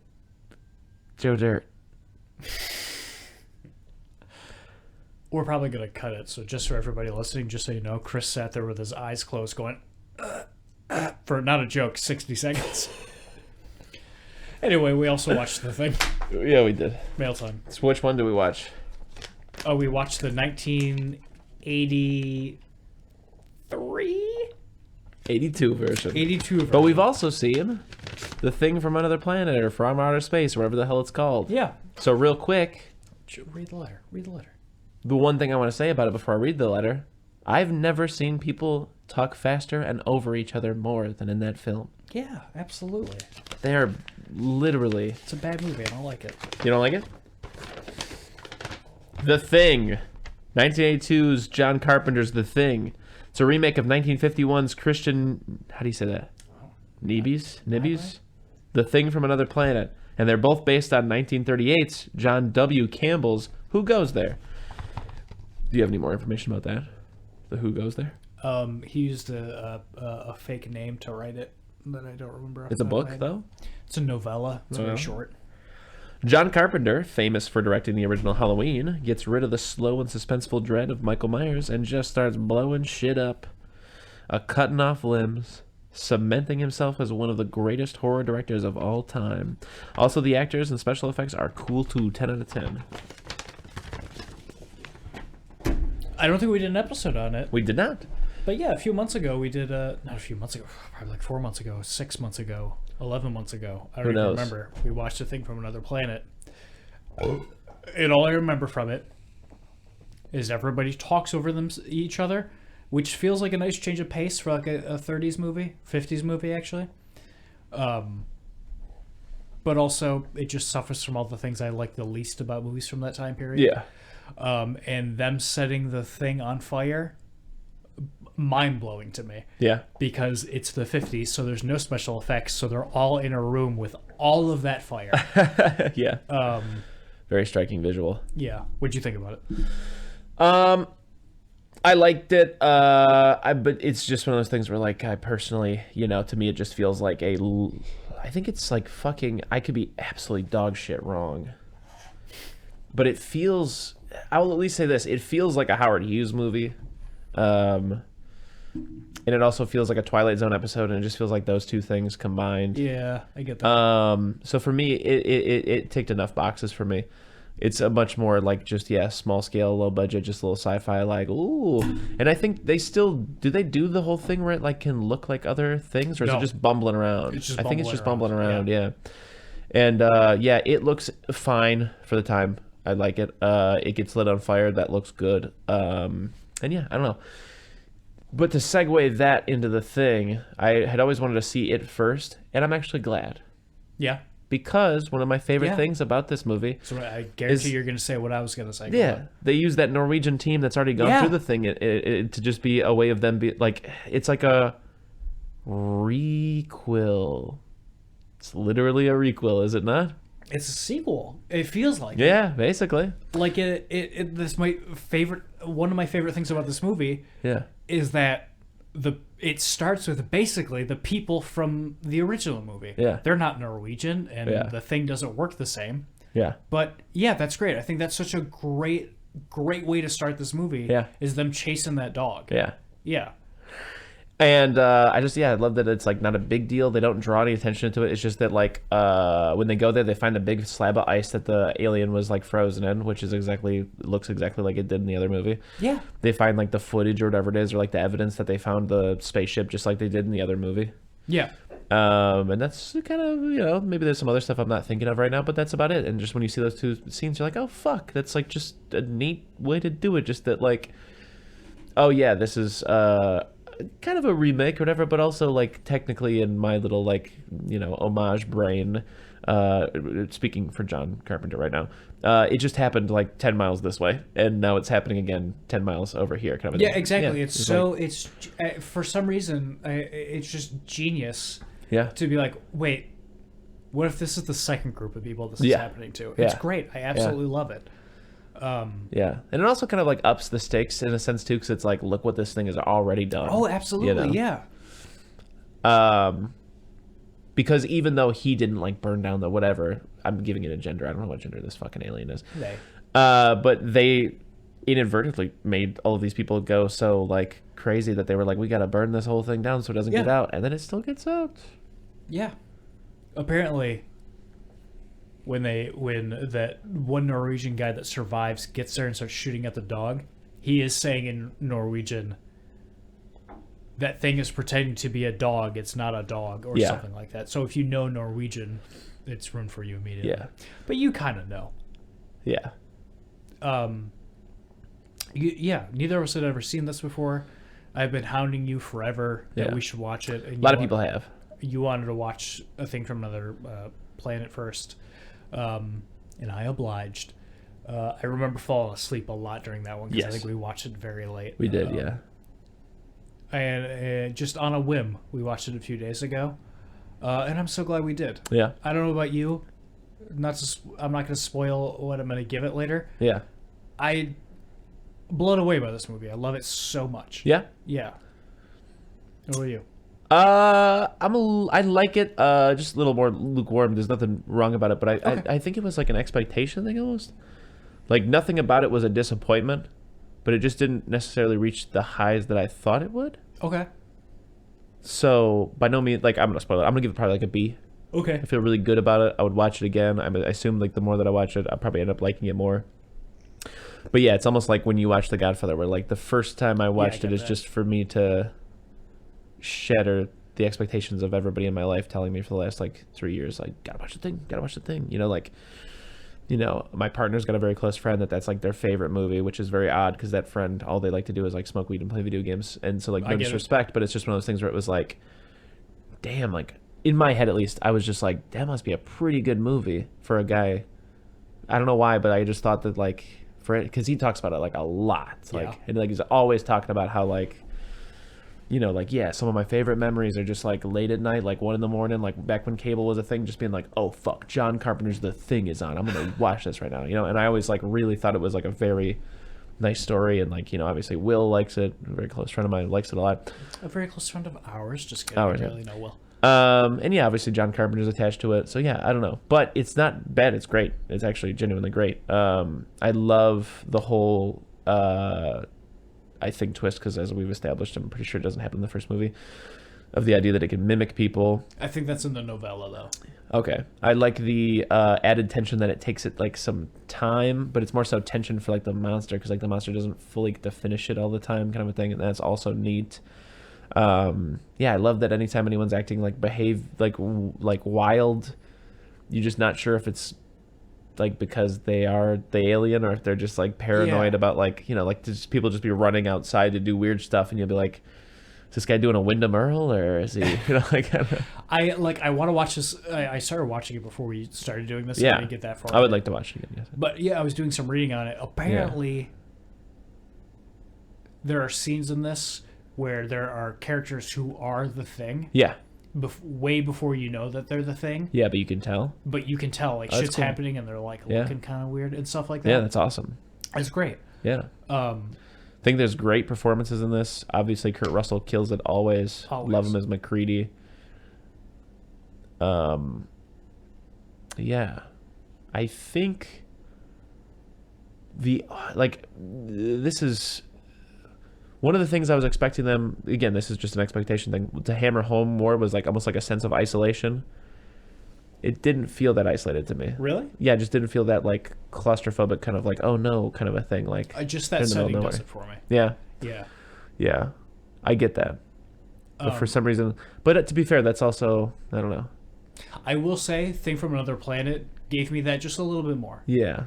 That's what I was just going to say. I was like, I feel like the first one gave it to me more, but I don't know if I can give it that much of a leg up. But because it kind of feels like since they go there, the Norwegians feel like next door, you know? Yeah. So it feels like we'll go the other direction and the Russians will be over there. Yeah.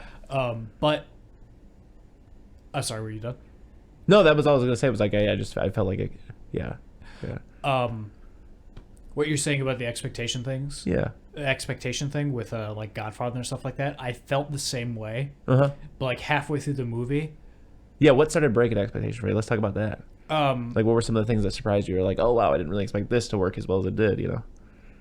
The dogs. Yeah. Oh, yeah, they act really well. You love when dogs act well. No, I don't even mean that. Because what's the other dog? Was there a dog in Batman Returns that acts well? Yeah, he's like carrying a bomb or something. And you're like, wow, you literally said, like, we just watched 2 movies with a really good acting dog. Yeah, that's right. That's right. Yeah. But the dog in this movie knocks it out of the park. Yeah. We say it all the time. The best actors don't blink. Never see this dog blink once in this movie. But like just the idea of getting a dog to act is insane to me. Yeah.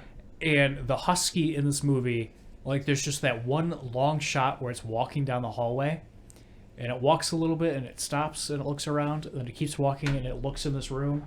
Fantastic. Nobody's in there. It keeps walking, looks at another room. Nobody's in there. It keeps walking. All just one shot. Yeah. And it's a dog. Yeah. Mind blowing to me. Yeah. And then it finally looks in the last room and there's somebody in there. Yeah. And then it goes in there and you know that the Thing is taking over somebody else. Yeah. Fun fact, the shadow that you see of that person in the room is nobody in the cast. It's just a random guy. Wow. So you don't know definitively who's in there. Yeah. I think that's great. That is great. What it meant is when this really started turning for me is when that dog is in the cage with all the other dogs.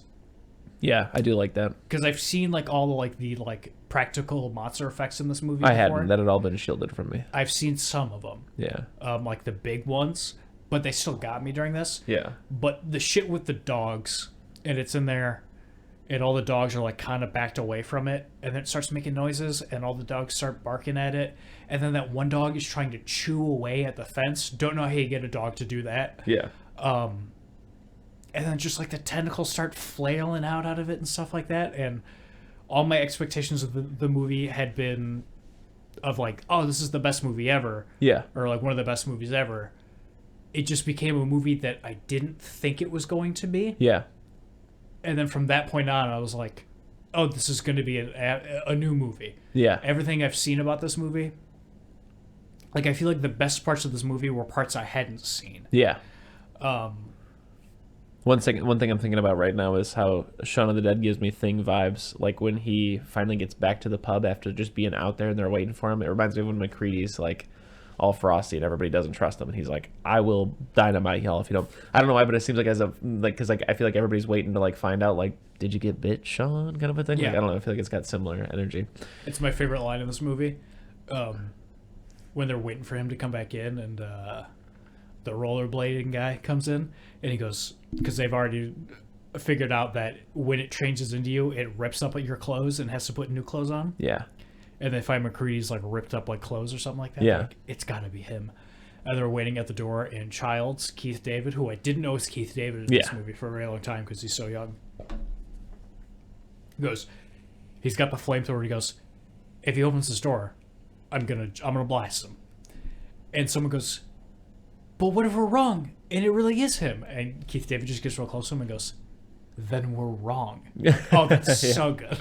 I will say that's a great line. I do like that line. I also like when they're outside and McCready's like, I'm gonna go check out my little space driver. The guy's like, why? And he's like, because that light's on and I didn't leave it on.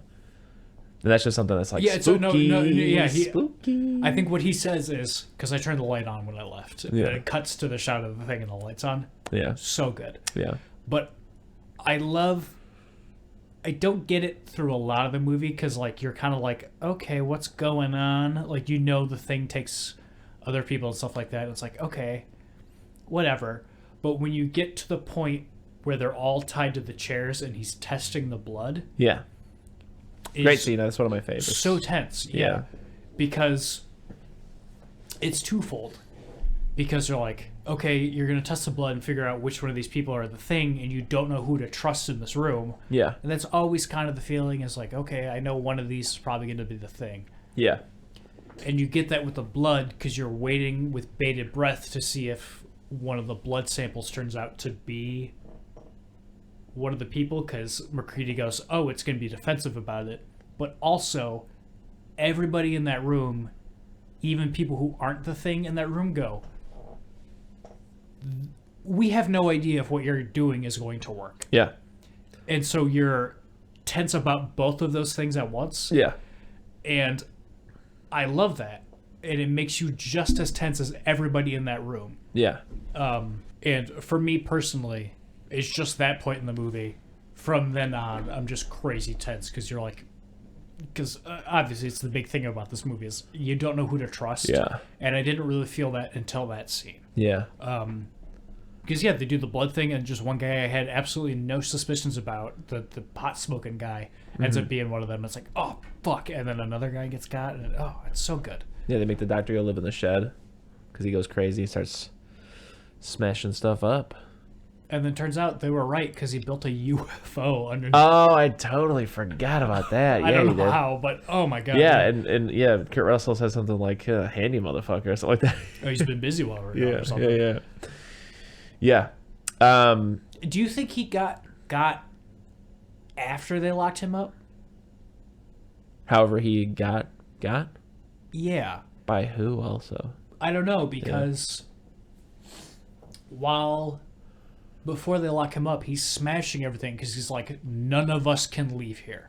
Oh, that's what you're saying. Yeah, I think he got in the shed for some reason. Yeah. I don't think he was... Yeah. That's not the behavior of the... Or maybe it is, because what is he smashing up? Like their way of communicating and stuff like that? Or, well, why would the alien would want that smashed up, right? Exactly. Or maybe it would, because it's building the ship, is just trying to get out of there. Maybe? I don't know. Oh.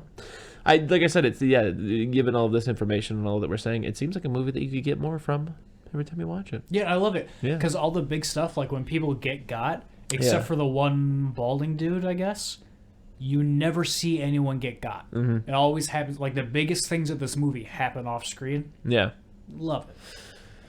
Yeah, I mean, I feel like it's also a little bit of holdover of like John Carpenter's subtle touch when it comes to horror. Yeah, and that's the thing I love the most about this is Halloween was made for what, $10,000, $300,000, something like that, and it's so slow and like spooky and creepy because it kind of has to be, and it has to be kind of minimalist. Got to hit 90 minutes, baby. Got to hit 90 minutes, and then this one is just him directing a big studio movie. Yeah. So he just goes balls to the wall. Yeah. but he knows exactly when less is more. You know, it's Chris. I love It's this definitely movie. a I love this movie masterwork. so much. It's a master class for sure. Yes. Like I said, I just am not as like over the moon about it as I expected to be. Okay, But that doesn't reflect how I think the movie is. I think that it's a great movie.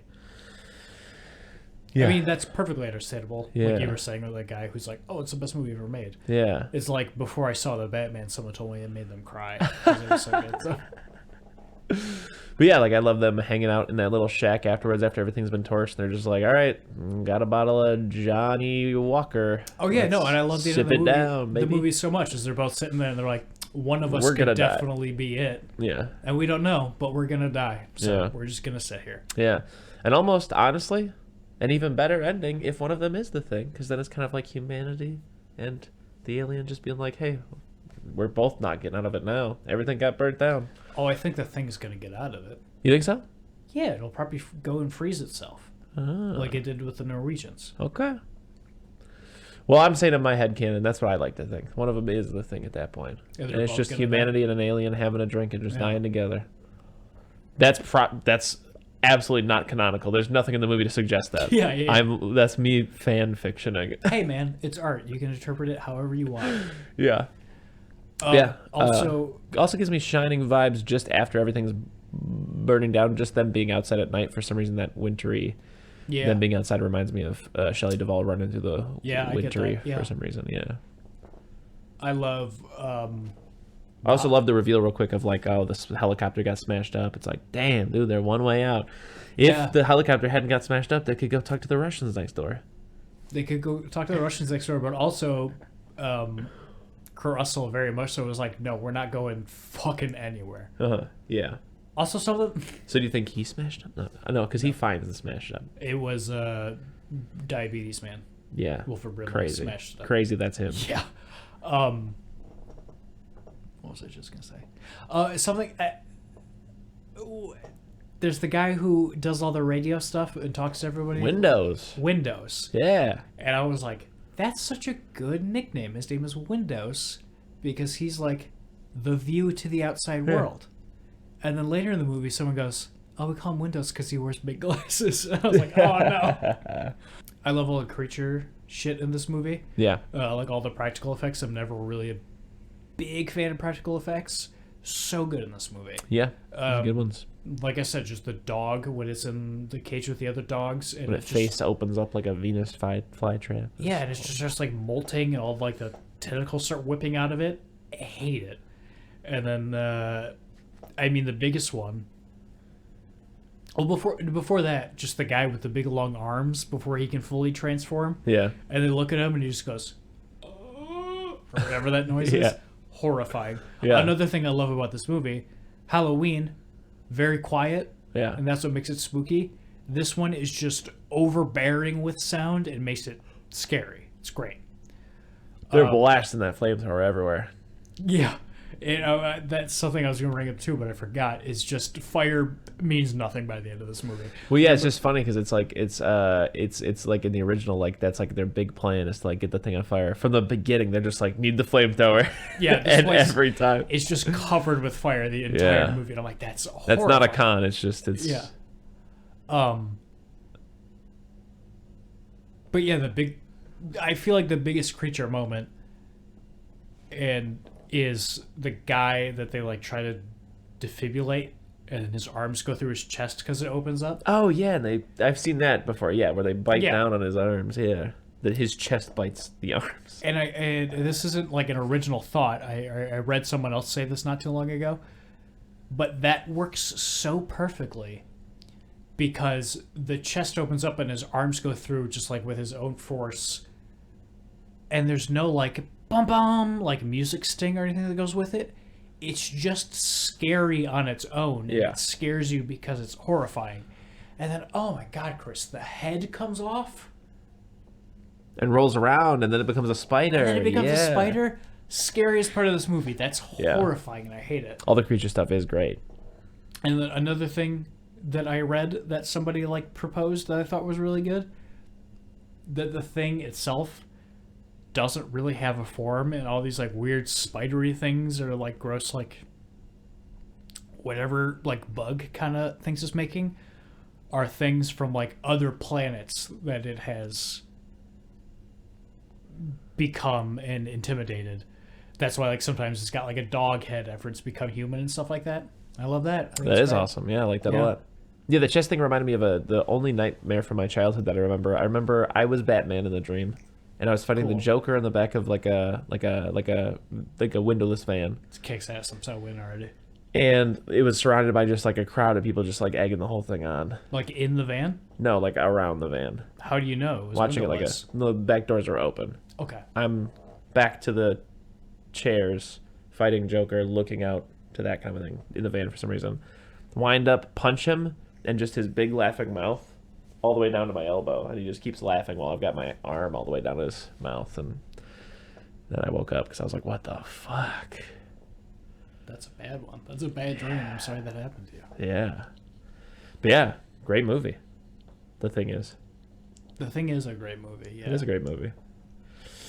I would say right now the way I'm feeling about it, having seen both versions, I think I rank them pretty much the same, but for vastly different reasons. Do you want to watch vastly different reasons? the remake? Potentially one day, yeah. I also have to watch the remake of fucking The Evil Dead. Just to have done it, it will like lend it to me. I like it. Yeah. I think we've talked about this before, but it is. Oh, we also have to do Carrie just for the sake of it. You were telling. I'd rather not. No. We can. Okay. But I think the Evil Dead remake is. It feels like a vastly different movie. Yeah. But in spirit, I feel like it's trying to do the same thing. Yeah. It's just gross, and the whole thing, you're like, oh God! But it's not shot for $11 by a team of Michigan film students, you know.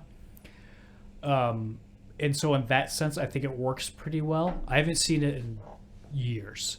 Yeah. But I'd like to do it sometime soon. Yeah. Yeah. You have any closing remarks about The Thing? Want to gush a little more? It deserves it. I think it's so good. Yeah. Just everything about it. From the performances to the character design. Looks good. To like the attention to it looks great. Yeah. Everything's very cohesive. There's no real weak link. Yeah.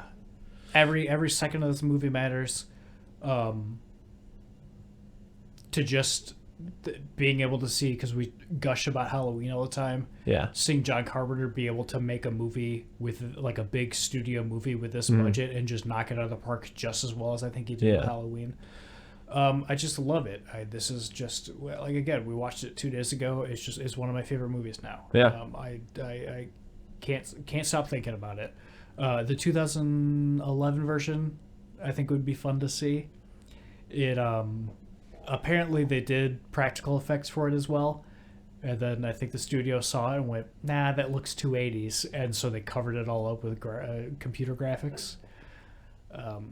See, when a studio does that kind of a thing, though, I really hope we enter into an era where they, just because you already have it laying around, like, just put it on a streaming or something. You don't have to make physical copies. Just put that version with the... Yeah, but they have to admit that they were wrong.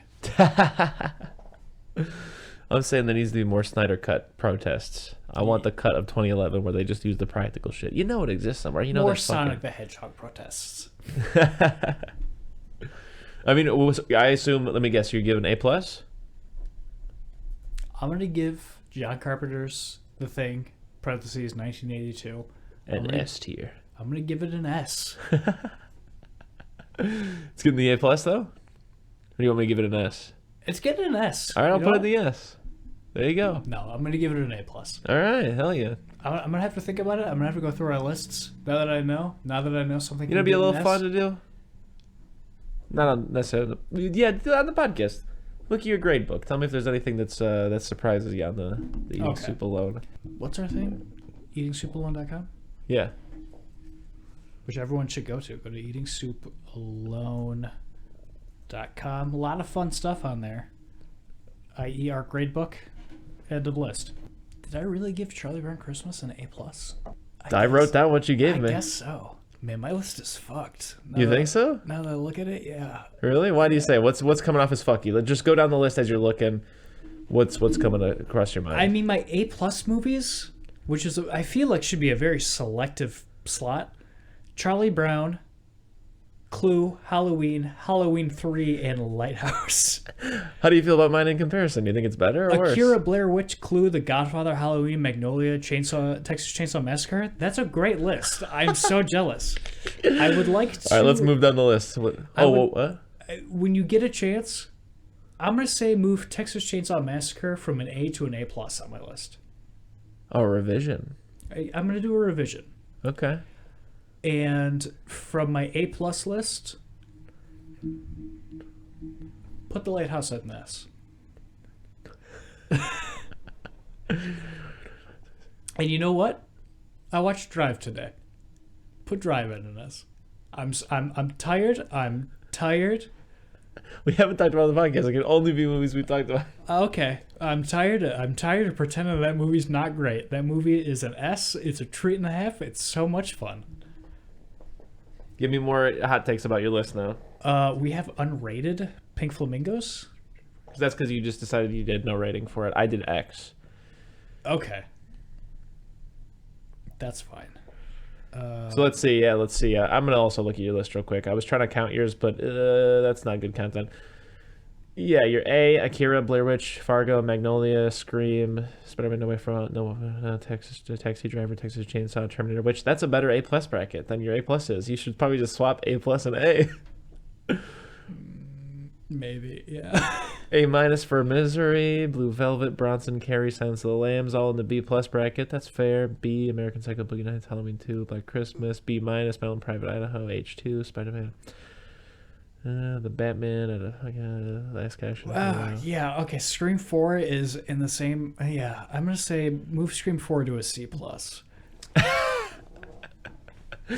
I don't know how long we should wait until the moves start happening, though, because I want to also lay our bed out there. Yeah, also I think it should just be set in stone, so you shouldn't let me move any of these. Okay. But it is interesting that Hollow 18 and the Batman and 7, Suicide Squad 2018, Last Action Hero, all that. Okay, so Exorcist got a straight C. Scanner Darkly in the D+. Let's see what are your least favorite movies. I got Vertigo at D+. I forgot about that. Which you actually liked more, but you just... I think... You liked more, but I will go with whatever's the last thing you said. You said, you know what, fuck it, I'm giving it a D+. Yeah, because I didn't want to be too agreeable with you. Yeah. Your F is Halloween 4, Halloween 6, Rob Zombie's Halloween, Spider-Man 3, Scary Movie, Scream 5, Texas Chainsaw Massacre 2022, and 13 Ghosts 2001. What's my F? My F you is... put a Scanner Dark... Where did I put a Scanner Darkly? Like a D- or something, or D+. Yeah, D+. You give it a D+. Yeah, okay. I got a Scanner Darkly, Halloween 4, Halloween 6, Halloween H20, Rob Zombie's Halloween, Scary Movie, Scream 3, Texas Chainsaw Massacre 2022, and 13 Ghosts. Not that different. When things are bad, we usually tend to agree. You didn't put Scream 5 at an F? I gotta start listening to our episodes. I put Scream 5 in the D, yeah. Right next to Halloween 5, Halloween Kills, Salem's Lot, Scream 4. Yeah. Well, you got very upset about how that movie ended, and your whole thing in that review was that if the destination doesn't justify the journey, then it undermines the whole journey, kind of a thing. So the ending, you were like, I was pretty much on board. I thought it was on par with Scream 4 up until they just fucking biffed the whole end, in your opinion. I disagree. That's what you said, though. Is that what I said? That's what you said about Scream 5, yeah. Okay, I gotta re-listen to it. Because in my mind, the first 10 minutes... The first 30 minutes are good, and then it biffs it. Yeah. Yeah, I'm going to save my S rank for a future movie. So right now, yeah. I don't think any of these are S rank worthy. The Lighthouse, almost. So how do you feel about your abilities to grade movies, looking at your list overall? Oh, it's awful. You think it's awful? Yeah, it's not good. I'm a bad reviewer. Yeah. I'm embarrassed by this list. That's so odd because I feel pretty all right with mine. Yours is great. Looking at it, yeah, yours is very respectable. But it's also like I'm towing the line. At least you're a wild card. Yeah. You know, that's more respectable. That's what they call me. They call me the wild card of the podcast. I'm the bad boy of the podcast. Vertigo, D. You're always wearing hats. I never wear hats. Yeah. I'm more of a straight man. Yeah. I got a leather I'm jacket clean on cut. right You now. got the mustache and the facial hair. I came here today on a motorcycle. Yeah. Yeah. Yeah. Well, you kind of got more like of a if J Muse fucked Silent Bob vibe to you. I don't like that. No, I'm not a big fan of that at all. It's almost that, Mattress Man. But I'd like your help with something. Okay. What are we gonna call this one? Because I struggle for days at a time. How did you like my Silence of the Lambs Texas Chainsaw Massacre one? I don't think I liked it. No. I don't remember, but Called it Silent but Deadly. I hated that. Yeah, that's right. Thank you for reminding me. Why? Why did you call it Silent but Deadly? Because farts? I guess so. It's a play on that. Yeah, sure. Yeah. It is. It's exclusively what people call things Silent but Deadly farts. Yeah. So we got Batman Returns Yeah. and The Thing. Legitimately forgot for a second. I was thinking Batman's Thing Returns. Oh, but I can't do fart jokes. Yeah, it's just jumping off point. It's just the first thing I thought of. Yeah. And then Bat Thing Returns. Or Bat Thing again. Maybe. Thing Man the Return. The Return of Batman, and also the Thing is there this time. Bat Thing Returns? Maybe. It's a thinker. I'm gonna have to think on that. Some of them are tricky. Some of them. Oh yeah, you're telling me. A Scream for Darkly came so easily. Oh yeah, absolutely. It was What if how would we do this? We take all the letters and scramble them into something that's funny. I feel like that's going to take days. Yeah. Yeah. We could try this independent and see who comes up with a better thing. Well, all right. I'm saying that's that, Mattress Man. You work on that. I'm going to go grocery shopping. Batman Return of the Thing. I have 37 minutes to grocery shop. Okay. Hey. Yeah. In unison this time. That's that, Mattress Man. Thanks for letting me do it for once.